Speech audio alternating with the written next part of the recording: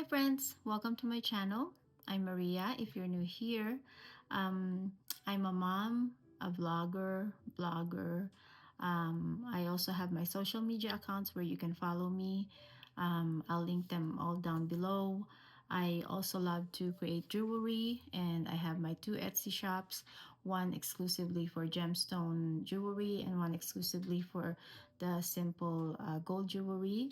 Um, I also like to share my passion and hopefully inspire you guys and connect with people and have a community, um, like people who have the same kind of um, likes and favorite stuff like me. um, I also love talking about, like personal growth, lifestyle, tips, stuff that I learned while growing up, growing old, fashion trends. I don't travel much, but, like whenever I have any opportunity at all or chance to go even for a few days and enjoy a different city, a different province, like I would share it on my blog. And then, you can always connect with me and by messaging me through YouTube or through my channels. Um, yeah, I just really want to be, connect and kind of like develop friendships with you guys through my channel. So yeah, so welcome. And if you're back to my channel, thank you so much for being back and, wanting to kind of listen to my ramblings about my favorite things, which are makeup, bags, lifestyle stuff, coffee, food, stuff like that. So I recorded two vlogs that focuses on, answering why we crave luxury. And I was just kind of like looking into those videos and I just want to add more. So this will be my third vlog about why we crave luxury goods so much and why do we spend our hard-earned money just to feel fulfilled after buying something that's like, you know, way beyond their means. Like I'm talking about a $30,000 Birkin, unless you're the queen or like a part of the monarchy, um, or unless you're part of the billion-dollar conglomerate families. Yeah, good for you. So anyway, um, I wanted to just like talk about first about the fashion pyramid of brands. So you would see here that there are five levels of the luxury fashion brands. You have the mass market brands, Gap, H&M, Zara, and then you have the premium brands, which includes Guess. They have included Ralph Lauren, but I think Ralph Lauren has really pushed above their limits and actually became one of the accessible luxury brands. I would consider Massimo Dutti from the Zara company as a premium brand. Um, Marc Jacobs, I think, is in between a premium and accessible luxury brand. And of course, you have your aspirationals and you have your absolute or supreme brands. And I believe there's so much to dive into.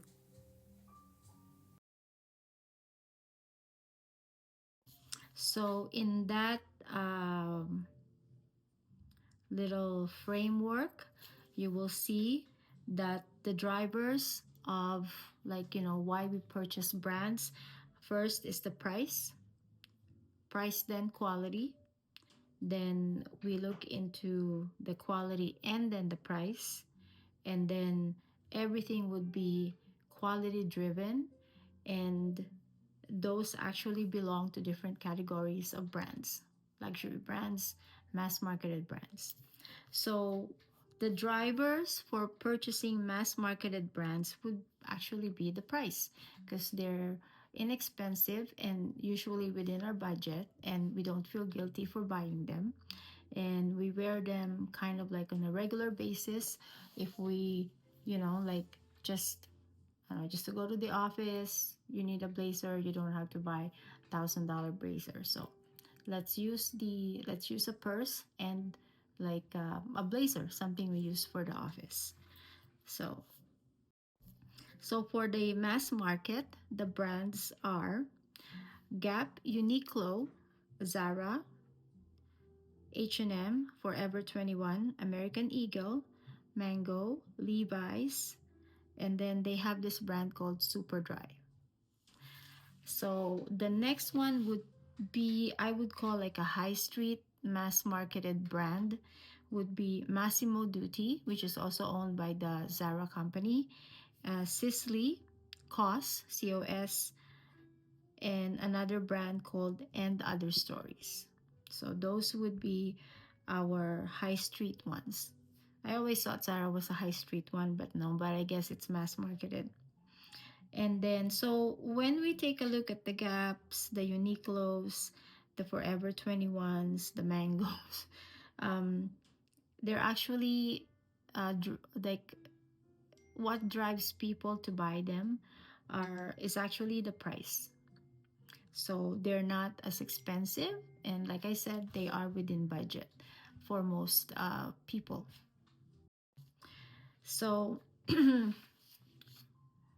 I'm gonna put here an example of a purse from Zara, which is going to be like around $69 or $79, below $100. So anyway, if you compare that to anything from Forever 21, Forever 21 would sell like a purse for $30.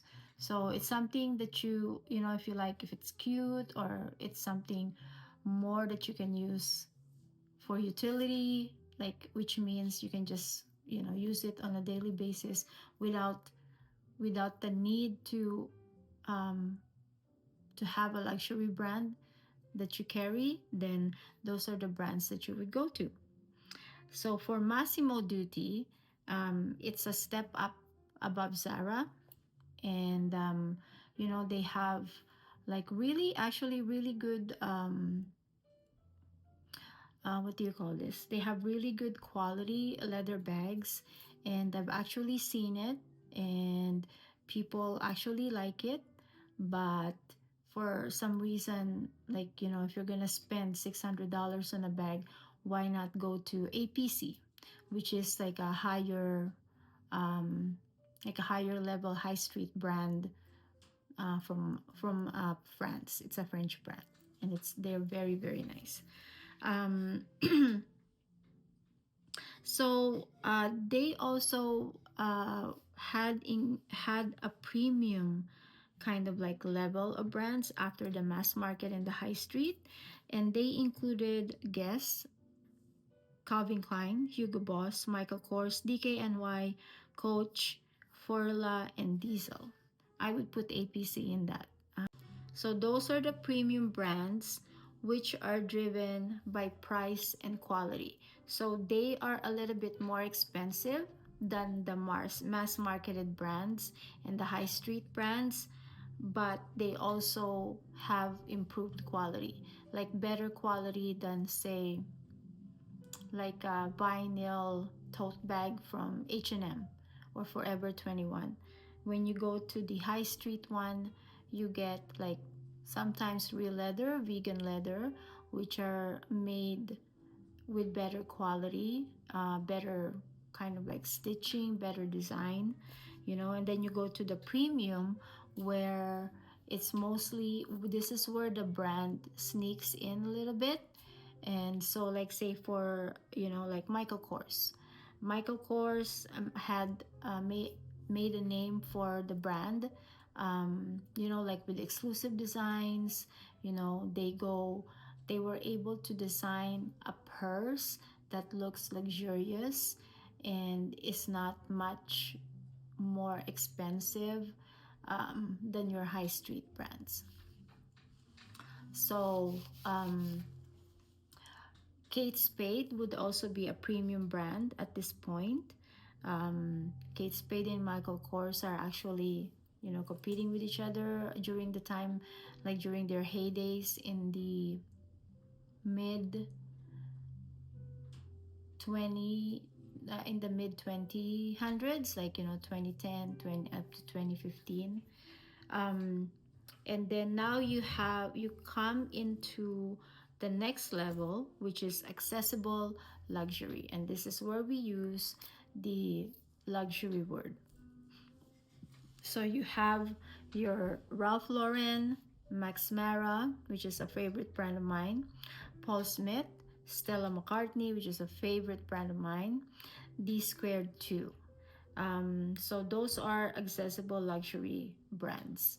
And so this is where the, like, how the premium brands are price slash quality. This is where the quality comes first, and then because it's such a high quality product, the price comes after. It's like the price is not a driver, the quality is. So you're willing to pay a little bit more because first it is an accessible luxury. So this is one of my favorites from Stella McCartney. I actually purchased it about 3 years ago, and it's held up really, really well. This is a Max Mara tote that's always sold out. So just kind of like waiting. I'm on the wait list. I love how roomy it is, and I just like how open it is. This one is the Pashley bag from 3.1 Philip Lim, and I was so happy that I purchased it. I love it so much.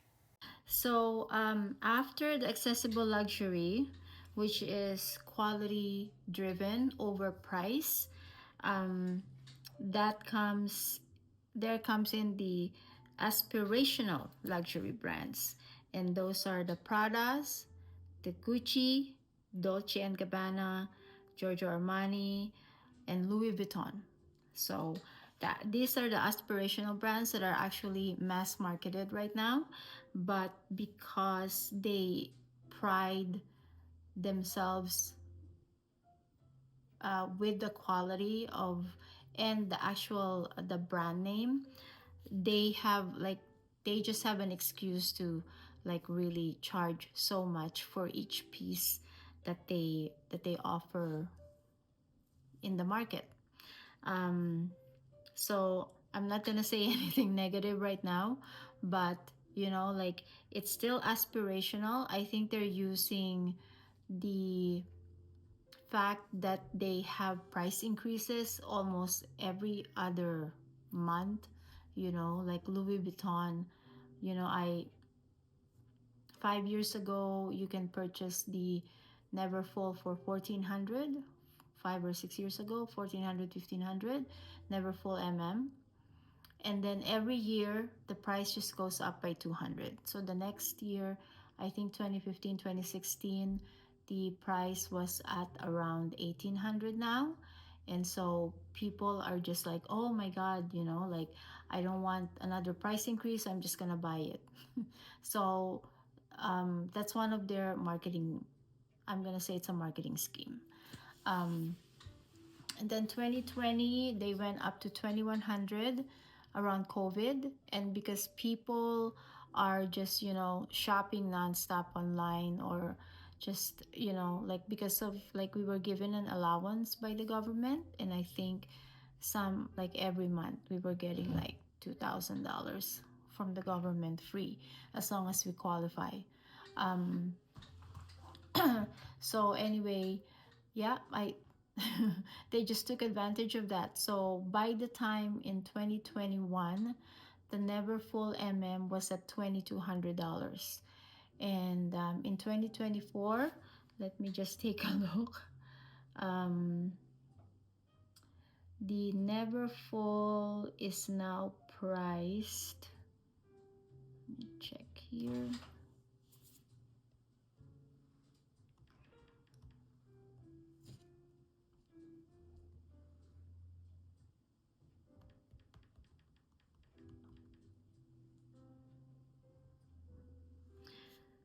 So the Neverfull MM is now at 2,580.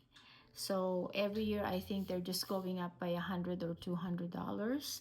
And they've also come up with variations, like, they have the Murakami versions now, and they're actually charging for the same exact never full monogram print, and you just stamp the Murakami logo.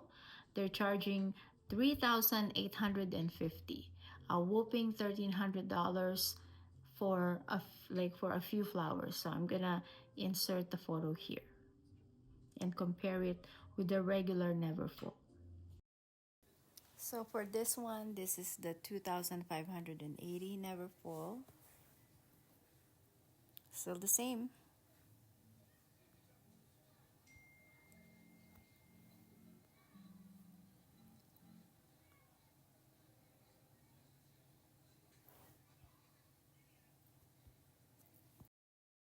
And then you have the Murakami with all those nice little original flowers that have been copied like forever for 3,850.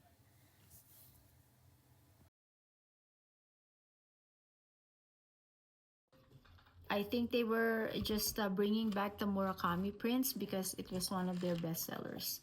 I went into like a secondhand online shop for luxury goods. So my a friend actually found the pochette, the I think it's a mini pochette, and it's the Murakami version, and it's $2,500.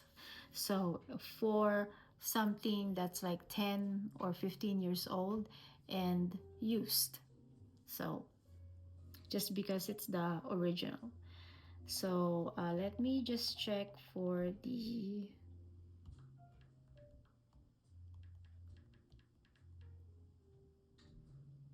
so the pochette. If you buy an unused one, is less than 3,000, so 2,720.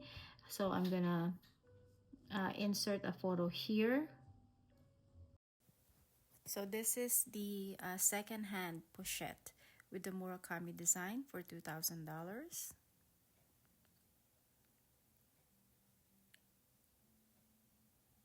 And this is the new version of the pochette for $2,570. So this is the new version of the LV times TM pochette accessoire for $2,720. And yeah, anyway, um, you can buy it for another $220. You're buying something with the Murakami color scheme, um, but it's brand new. So, but come to think of it, Louis Vuitton quality, for me, in my opinion, has better quality 10, 15 years ago. So it's like right now, like they it's just way too overpriced. Like if it's the same quality, not much improvement, it's just little variations of like different styles. They have the pochette métis backpack now, and then they have the east west, which is a much smaller version of the pochette métis. So I love that bag, but I just stopped myself from buying another one because I already have the artsy in the monogram, and I have the Neverfull Damier Eben and I think that is kind of like enough for one person for a lifetime. But if you really love luxury and you like to collect them, and it's something like of an investment for you, like, more power to you. I do love them, but it really depends on priorities, right? So so the hierarchy now goes to the supreme luxury brands, which is mostly quality driven, as what they say. So there, for the supreme luxury brands, you have Hermes, Chanel, Dior. Bottega Veneta, Loro Piana, which has just been acquired by Louis Vuitton, and Versace. I don't know Kiton, Kiton. It's part of the Supreme brand, so I have to search on that brand. I don't know what it is. So just to let you know, in that circle of Supreme brands, Dior, Loro, and Loro Piana are actually owned by the LVMH conglomerate. So the people who own Louis Vuitton. One, and they also own Stella McCartney now. One of the other brands that they own that I don't see here is Celine, which I would consider under the aspirational. Um, and Fendi, which is also under aspirational brands, luxury brands. They're also owned by LVMH.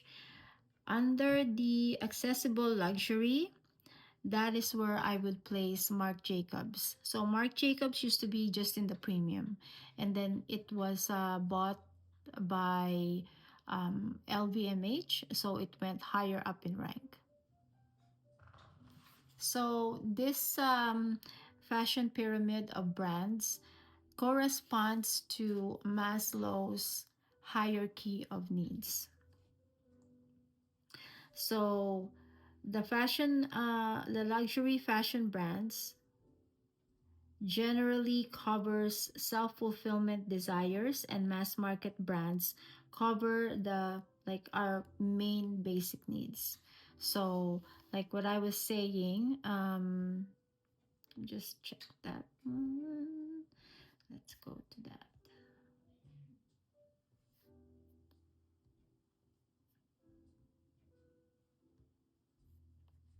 So Maslow's hierarchy of needs, like I said, is compared to the hierarchy of the luxury fashion brands. So it's being compared that our physiological needs are in the mass market brands. So it's something that, is just there. You can buy like any day without having to save up or use up all of your savings. And then we have the next one will be our safety and security, which is under the premium level of brands. And then we have our sense of belonging, which is kind of like corresponds to the accessible luxury brands, which is Max Mara, DKNY, Michael Kors, Coach, and all those other accessible luxury brands. So, which are driven by quality over price. So, and then we kind of develop a sense, the next level after the belonging hierarchy level for Maslow, we develop self appreciation or appreciation for finer things. Like we earn confidence, we're respected by others, and this is where the aspirational luxury brands come in. This is where like how do I explain it? So physiological needs, mass marketed brands, just kind of like on your standard level, like regular regular things that you carry every day. So that fulfills your basic needs for brands. And then for your premium brands, this is where your safety and security comes in, because after being able to fulfill your physiological needs, this is where your safety and security needs come in. And then you feel that by being able to afford, premium brands like Ralph Lauren, Guess, um, what else was that other? And then you have and other stories. No, that's mass market. Guess, Calvin Klein, Hugo Boss, DKNY, Coach, Forla, and Diesel. So the next step in the Maslow hierarchy of needs would be, a sense of appreciation. You feel very confident.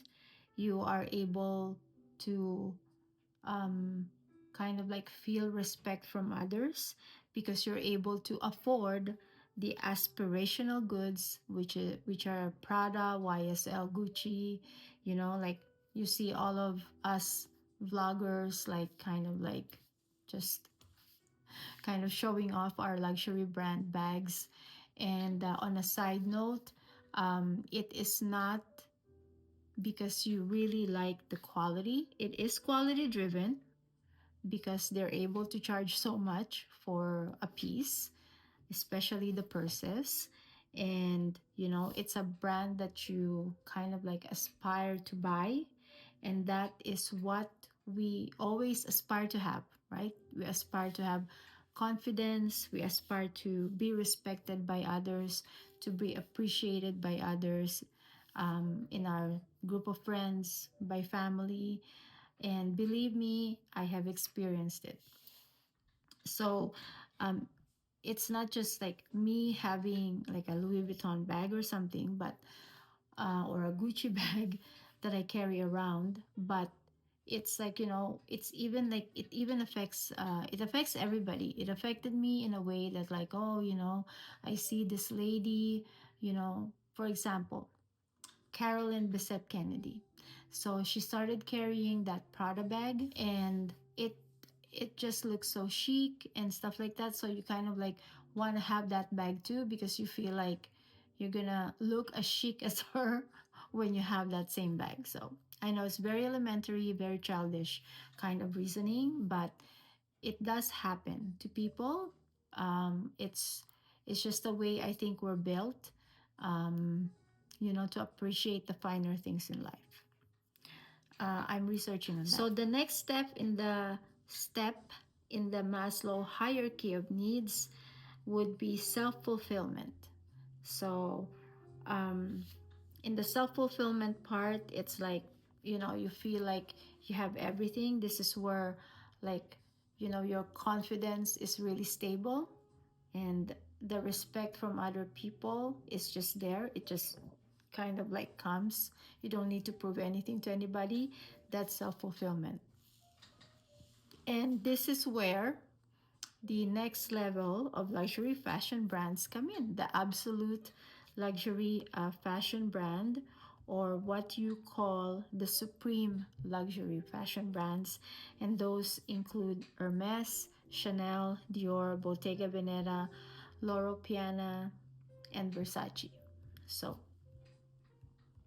um, that is where, like, when you own a Hermes bag, that's your level of self-fulfillment. So now we're talking about really how material things can affect you as a person, on how you see yourself, on how you see your success level, right? um, so that there's kind of like a psychology to it, and Maslow kind of like successfully defines how we are, you know affected by what we can afford on the fashion brands category. So you might not know this lady.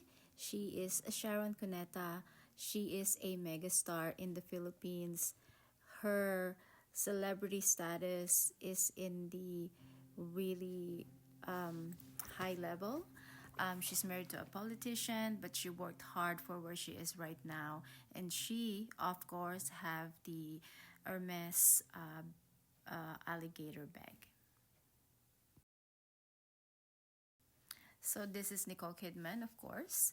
I think the first time she wore Dior by Gian Galliano, way back when, that actually just sealed her celebrity status. And she's been proving herself as a really great actress through all these years. And yeah, I just think she's a really great actress and very stylish at that. Of course, we can't forget Jennifer Aniston. Um, she started in that Friends popular TV show. Um, and I think as the years went by, because of her style, her it's an impeccable style that and her hair sealed her celebrity status as well. And you can see her carrying a Chanel bag here. So what do you guys think?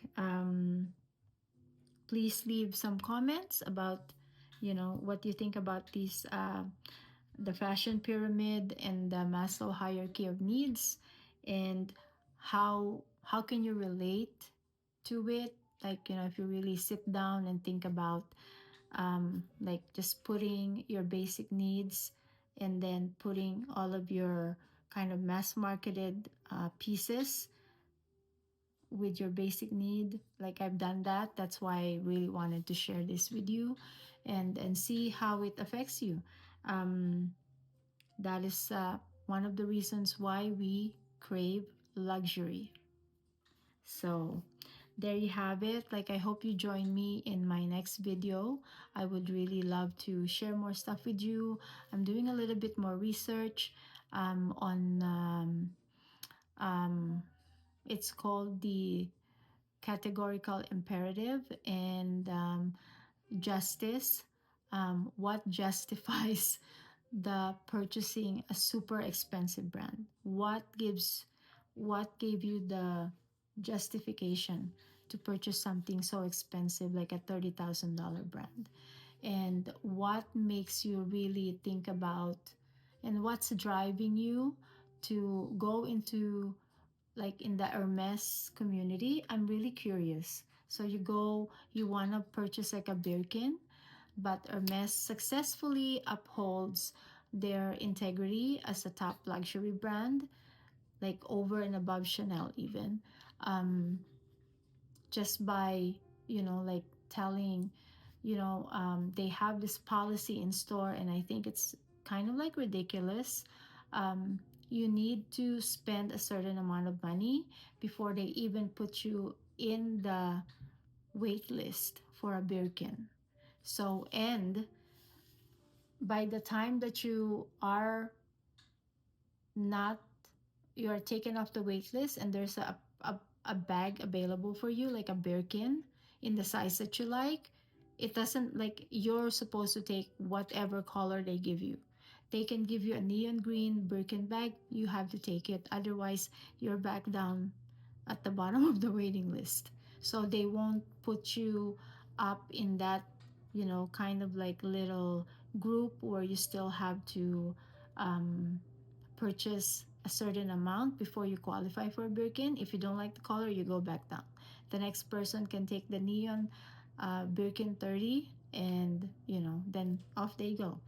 But if they want another Birkin, they need to spend more and then back down at the wait list. So I think that's how it works. Please correct me if I'm wrong.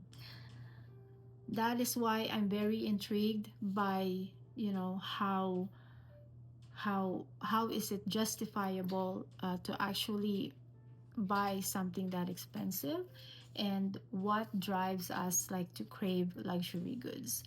um, is it like, you can ask yourself, is it my decision, or is it kind of like driven by outside um, influences, right? So I know it's most likely driven by outside influences, but if you really look into yourself, are you really buying like a $5,000 handbag from Louis Vuitton or Gucci to satisfy your own needs? Are you independently buying it for your own desires, or is it also motivated by what other people may think of you when they see you carrying a super expensive bag?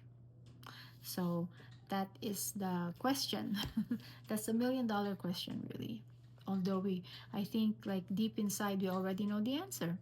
So thank you for joining me in this rambling video. I hope you enjoyed, some of the ideas and theories that I shared with you with regards to fashion brands, like the hierarchy of it, fashion luxury brands. So I'll see you in my next video.